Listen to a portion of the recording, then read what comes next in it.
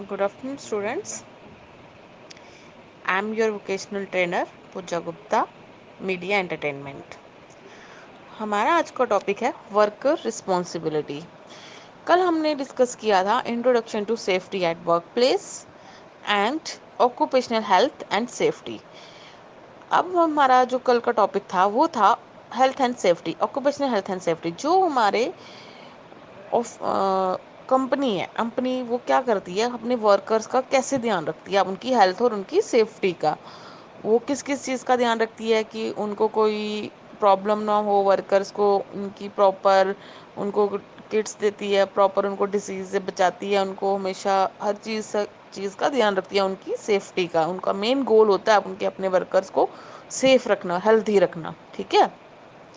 अब आज का हमारा जो टॉपिक है वर्कर रिस्पॉन्सिबिलिटी। अब जो हमारी वर्कर्स हैं, पहले तो कंपनी की रिस्पॉन्सिबिलिटी थी कि उन्होंने अपने वर्कर्स को कैसे रखना है।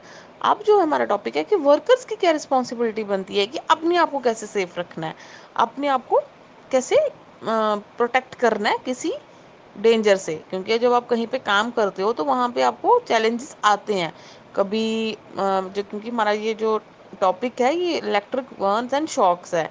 तो कभी आपको इलेक्ट्रिक शॉक से भी कुछ हो सकता है, कभी कुछ ऐसे आप जहाँ पे काम कर रहे हो कोई डेंजर्स हैं वहाँ पे, कुछ चीज़ें हैं जो आपको ऑपरेट करना नहीं आती। जैसे हमने पिछले लेक्चर्स में कुछ पढ़ा था फायर के बारे में।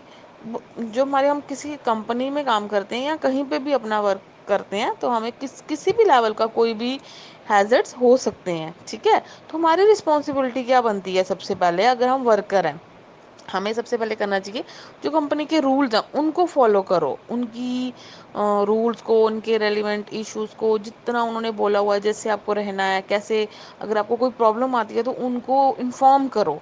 तो हमारी वर्कर की रिस्पॉन्सिबिलिटी ये बनती है।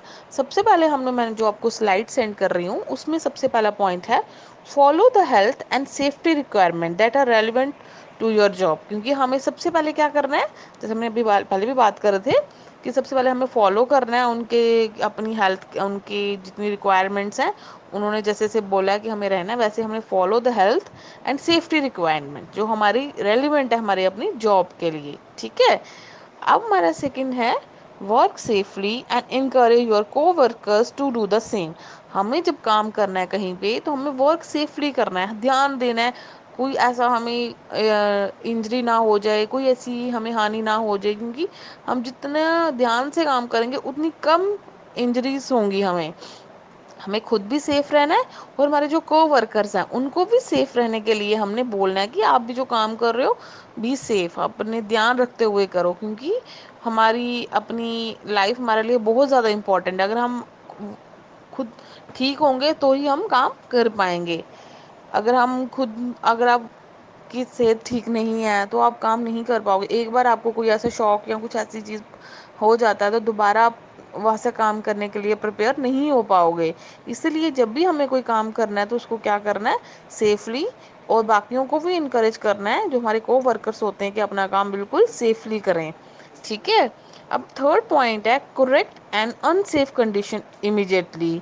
जैसे कि हमें अपनी जो करेक्ट और अनसेफ कंडीशन जो जहाँ पे हमें लगता है कि ये हमारे लिए सेफ नहीं है कंडीशंस, हमें उनको इमीडिएटली इन्फॉर्म कर लेना चाहिए या उनको करेक्ट कर लेना चाहिए। ठीक है।